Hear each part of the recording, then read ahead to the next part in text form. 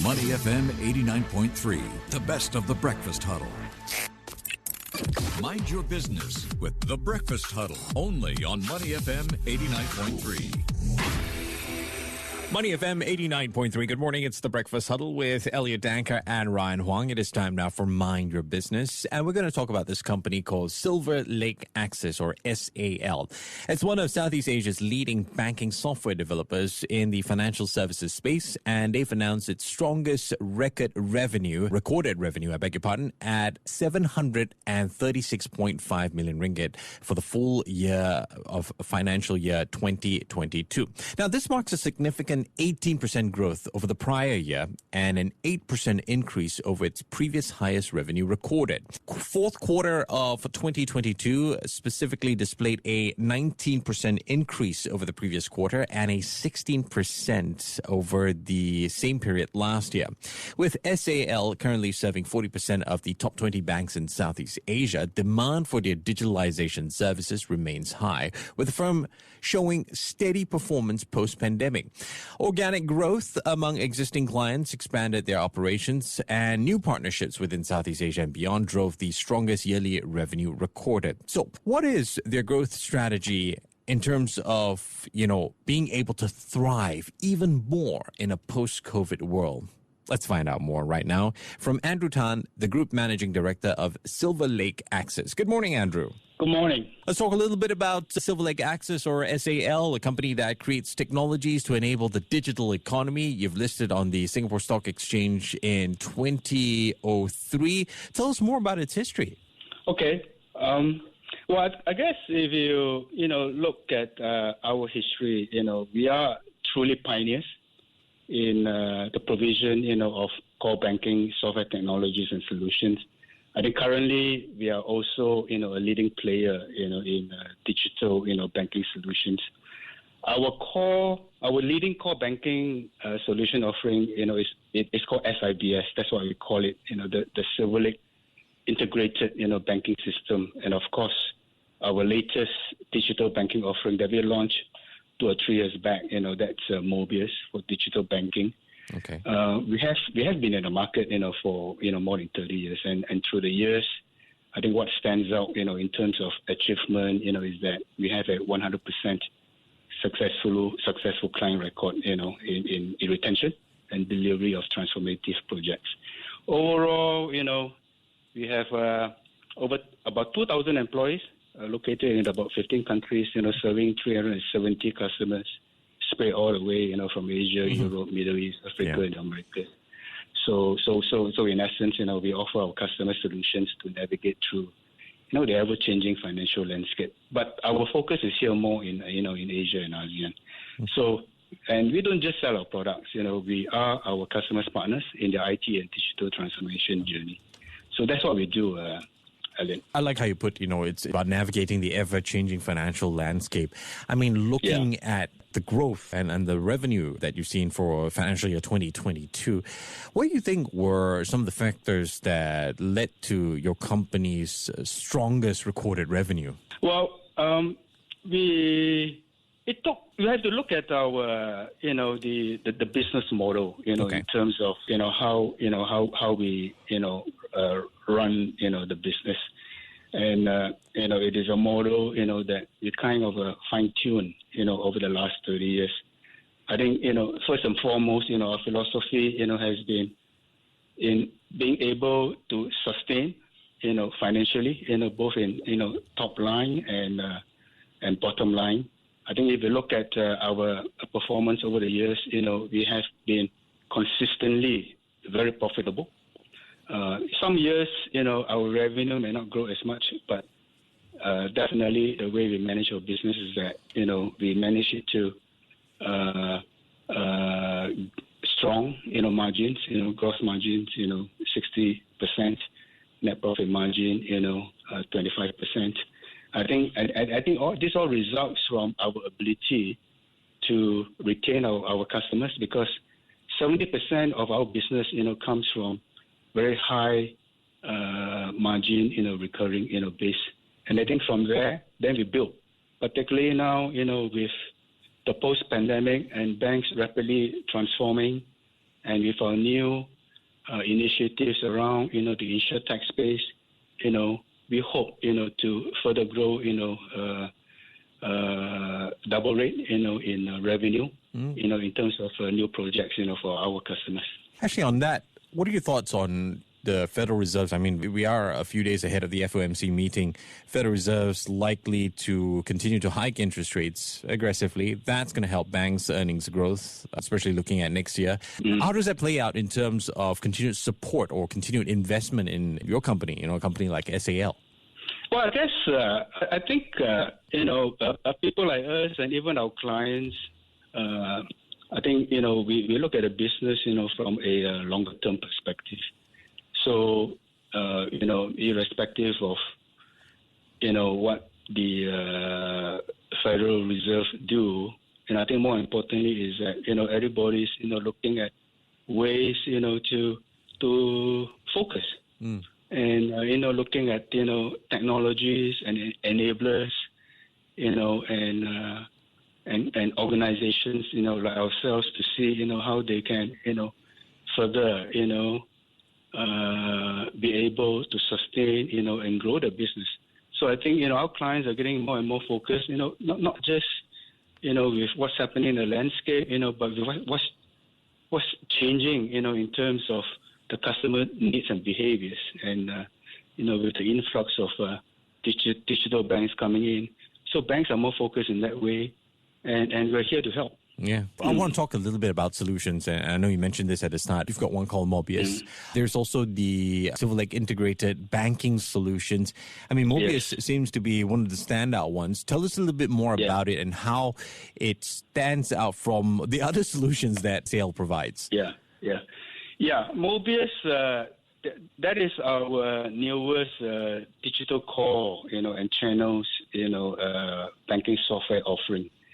We launched that some 2 or 3 years back, and since our launch, we have won several, key client projects, and our pipeline of deals and order book, are increasing. In fact, moving into FY 2023, we have we have over 600 million ringgit, worth of backlog of work, and a lot of it, resulting primarily, from our Mobius offerings.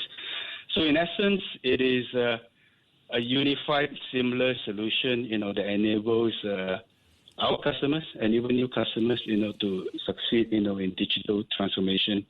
It is cloud native. It is, developed from bottoms up, but it has all the semblance and all the best practices, from our SIBS core banking offering. So its design is essentially, to enable swift end-user configuration and reconfiguration of products, process workflows and policies in the bank. API-based, very customer-centric, and it is, spot on, for organizations, they are preparing, for the emerging financial ecosystem, in marketplaces. So that's what our Mobius is a very strategic product for us. It is banking out of the box, totally composable, and provides our customers with a very powerful platform, and the agility, to compete in the digital space. Yeah, especially the rise of digital banks as well. Yeah. We announced a couple here in Singapore, I think about 2 weeks ago as well. I'm also looking at this one, SAL acquiring Famian a while back. InsurTech, why the decision to move into InsurTech?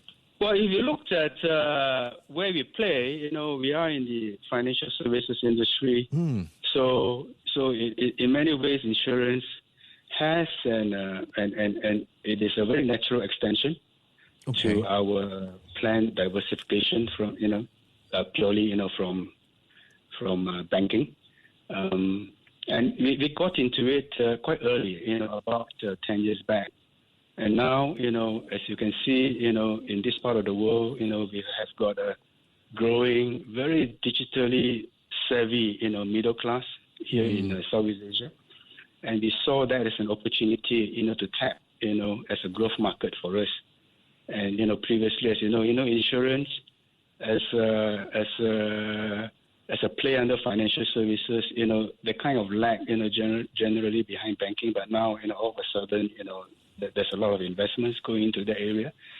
A lot of the population, in the major countries, they were underserved. But now, they could be accessed, with digital technologies, which SAL, can provide. So now today, almost all the non-life insurance companies that provide motor insurance, particularly in Malaysia, in Singapore, they are our Silverlake, Axis customers. In Indonesia, that number is close to 50%. Wow. So correct. So we aim to continue to grow our business in that area and expand into other non-motor claims insurance sectors. So Fermion is a very, very strategic, piece of initiative, for SAL. The Indonesian market definitely is going to be huge prospects, especially with the underserved and the amount of motor transport that they use over Absolutely. there. Wow. Absolutely. Okay, Yeah. I can imagine that now. I see that picture. Let's talk a little bit about SAL. It seems to be profitable, paying out higher dividends than others in the industry. I wanted to talk a little bit about this equal access offer for its shares that was recently conducted. Could you explain that a little bit more? And I don't know, what does that hold for the future? Well, from our perspective, for quite a while, we believe that, the current share price of SAL, was not indicative, of our, company's true value. We have always been, very active, in the market to do share buybacks. But if you do it in the normal mode, it's a very slow exercise. So an equal access exercise, allows us to conduct, the share buyback offer, in a fast-paced mode, complying, with all the SGX rules.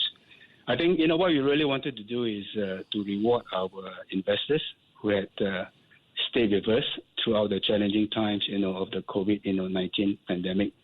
The reasons are just simply that, Of course, our priority is to continue to perform and ensure that the market will recognize and value us, at levels comparable, if not better than our peers. Yeah. So that's the reason, for the equal access offer. Very interesting. Just to wrap things up, obviously we can credit a careful regional growth strategy that's allowed Silverlake Axis to survive the pandemic, to thrive at this moment. Yeah. I mean, looking ahead, the potential for expansion outside the region of Southeast Asia, what are your thoughts on that? And how big a factor are the geopolitical issues playing out, with regard to the company? Yeah, I mean, we are mindful and watchful for what's happening, in the world today. But I think right now, at least for the next foreseeable year, as we see it, particularly, with the opening of borders and economies in ASEAN, we can expect our customers to continue to accelerate their IT transformation and digitalization. So, so we are riding on that. And I think, there's a lot that we can do, in our current base. Like I said, we are serving about, 370 customers. Half of them are banking clients. And we have got a very strong, foothold in ASEAN.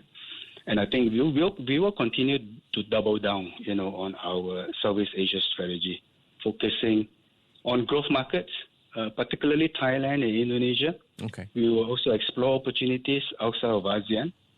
We have got presences, in the Middle East, as an example, South Asia, and nimbling, at the African market. So, we will explore those areas.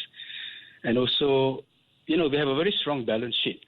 And, and in terms of cash, we have like close to 600 million ringgit. So we will use that, to sustain our operations, but, we have got enough firepower left, to look at new growth areas. Like I mentioned, the InsurTech business, where we have partnered, and invested into two, very promising InsurTech companies, which are based in Singapore. And we will continue to evaluate suitable candidates for investments, for acquisitions that are complementary, to our business. I think more importantly is that, with the pipeline of work that we have now, we need to build our capacity, for new client projects, and that's what we're doing at the moment. And also actively, seek partners, work with them, to tap opportunities in countries where our presence is not as strong. All right, I've been speaking with Andrew Tan, Group Managing Director of Silverlake Axis. Appreciate your time this morning, Andrew. Take care and have a great week ahead. Thank you very much indeed, and you too have a good day ahead. Thank you. Okay, bye-bye. To listen to more great interviews, download our podcasts at moneyfm893.sg or download our audio app. That's AWEDIO. Available on Google Play or the App Store.